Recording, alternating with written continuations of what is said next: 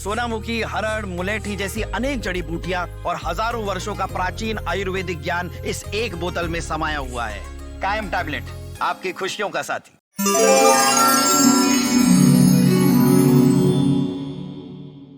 नमस्कार, आप देख रहे हैं दैनिक जागरण और मैं हूं आपके साथ अनुराधा शर्मा। साल 2026 के आने में अब महज कुछ ही दिन बचे हैं। ऐसे में सभी लोगों के मन में सवाल है कि ये साल 2026 कैसा रहने वाला है।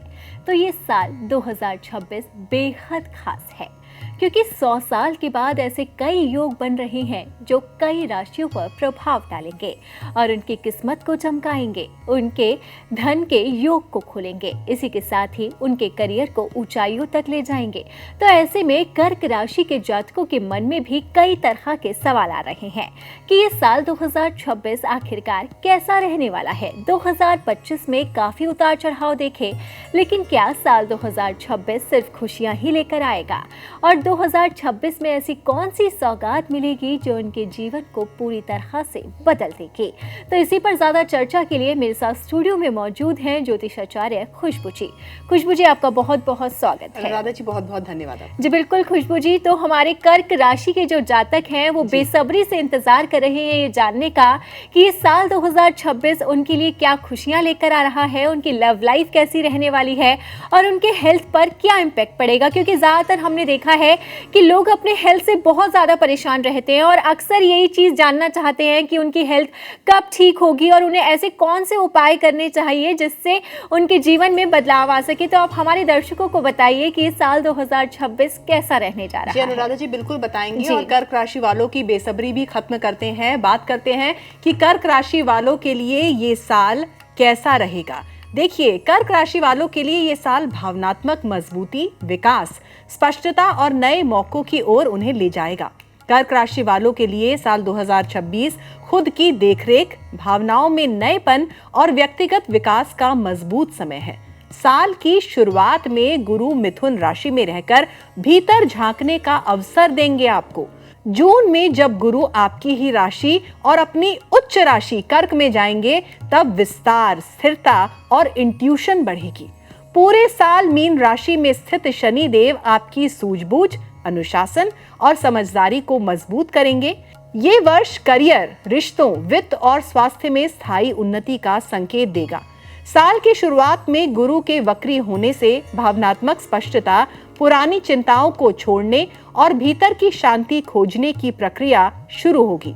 2 जून 2026 को जब गुरु कर्क राशि में आएंगे तब आपके जीवन में बड़ा सकारात्मक मोड़ आएगा। आत्मविश्वास बढ़ेगा, मन शांत होगा और जीवन में संतुलन आएगा। शनि देव का मीन राशि में रहना पूरे साल आध्यात्मिक विकास, अनुशासन और गहरी समझ का आशीर्वाद देगा आपको। करियर के मामले में ये साल स्थिरता के साथ बदलाव का संकेत करता है। शुरुआती महीनों में गुरु वक्री रहेंगे जिससे गति थोड़ी धीमी लग सकती है। ये समय रणनीतियों और प्राथमिकताओं को दोबारा सोचने का सही समय है। 11 मार्च को गुरु मार्गी होंगे। नए प्रोजेक्ट्स, करियर स्पष्टता और नए अवसर तेजी से आने लगेंगे। 2 जून को गुरु के कर्क राशि में आते ही करियर में बड़ा बदलाव आएगा। पहचान मिलेगी, नेतृत्व की भूमिकाएं बढ़ेंगी और आत्मविश्वास गहरा होगा। शनि देव मीन राशि में रहकर कौशल सुधारने, अनुशासन और लॉन्ग टर्म प्लानिंग की ओर आपको ले जाएंगे। अक्टूबर में गुरु सिंह राशि में जाएंगे। इससे आपकी क्रिएटिविटी और वित्तीय उन्नति बढ़ेगी। पैसों के लिहाज से ये साल संतुलित और धीरे धीरे सुधार देने वाला है। साल की शुरुआत में गुरु के वक्री होने से निवेश और खर्च में सावधानी की जरूरत होगी। मार्च के बाद आय में सुधार और वित्तीय स्थिरता का दौर शुरू होगा। जून में जब गुरु आपकी ही राशि में आएंगे तब प्रॉपर्टी से जुड़े लाभ या खर्च दोनों संभावित हैं, लेकिन कुल मिलाकर आर्थिक स्थिति आपकी मजबूत होगी। 27 जुलाई से शनिदेव वक्री होंगे जिससे थोड़ा धीमापन आ सकता है। बचत और समझदारी यहाँ उपयोगी रहेगी आपके लिए। अक्टूबर में गुरु सिंह राशि में पहुंचेंगे जिससे क्रिएटिव इनकम, साइड बिजनेस और लॉन्ग टर्म वेंचर्स में अच्छा लाभ मिलेगा।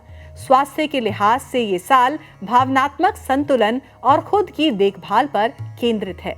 साल की शुरुआत में गुरु के वक्री होने से तनाव, ओवर थिंकिंग या नींद में गड़बड़ी हो सकती है।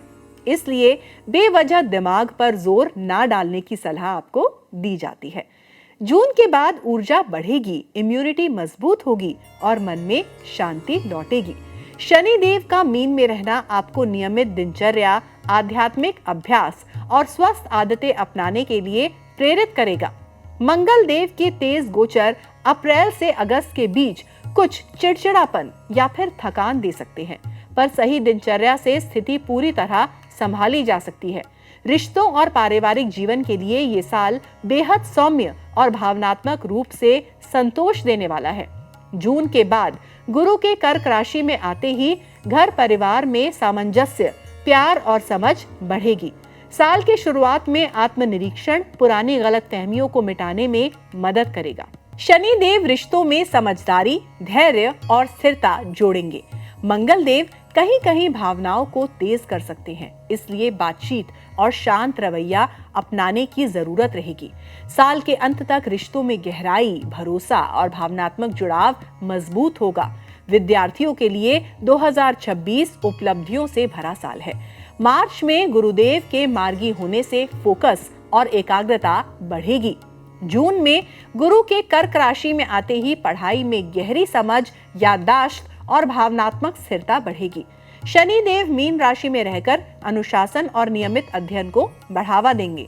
अक्टूबर में गुरु सिंह राशि में जाएंगे, जिससे प्रेजेंटेशन, प्रतियोगी परीक्षाओं और परफॉर्मेंस आधारित क्षेत्रों में सफलता की संभावनाएं बढ़ेंगी।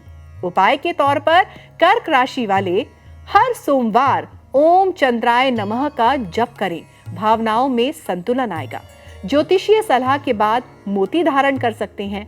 सोमवार को चावल, दूध या कोई सफेद भोज्य पदार्थ दान करें। मानसिक शांति के लिए ध्यान करें या चंद्रमा दर्शन करें। घर में हल्के रंग, सुगंधित माहौल और शांत ऊर्जा बनाए रखें। तो बिल्कुल खुशबू जी, जिस तरीके से आपने हमारे दर्शकों को बताया कि ये साल उनके लिए काफ़ी अच्छा रहने वाला है और ख़ासकर ये साल कर्क राशि के लिए बहुत अच्छा रहने वाला है, क्योंकि उनकी किस्मत के जो सितारे हैं वो काफ़ी बुलंद होने वाले हैं। लेकिन यहाँ पर टेंशन की ये बात है कि वो ओवर थिंकिंग का शिकार भी हो सकते हैं। मेडिटेशन उनके लिए अच्छा रहेगा। जी बिल्कुल, आपने जिस तरीके से उपाय बताए, आपने 5 तरीके के उपाय बताए हैं कर्क राशि के जातकों को करने के लिए, तो हमें ये लगता है कि वो उपाय बेहद कारगर होंगे और उनसे उनके जीवन में नई खुशियां आएंगी। तो इस जानकारी के लिए आपका बहुत बहुत शुक्रिया। बहुत बहुत धन्यवाद। जी बिल्कुल। तो जिस तरीके से खुशबू जी ने बताया है कि ये साल कर्क राशि के जातकों के लिए काफ़ी अच्छा रहने वाला है, तो हम भी यही उम्मीद करते हैं कि ये साल आपके लिए ढेर सारी खुशियां लेकर आएगा, नई सौगात लेकर आएगा और नई उमंग लेकर आएगा, जिससे आपके जीवन में सिर्फ और सिर्फ खुशियां ही खुशियां होंगी। तो मेरे साथ फिलहाल इस कार्यक्रम में इतना ही। आपसे विदा लेना चाहूंगी। नमस्कार।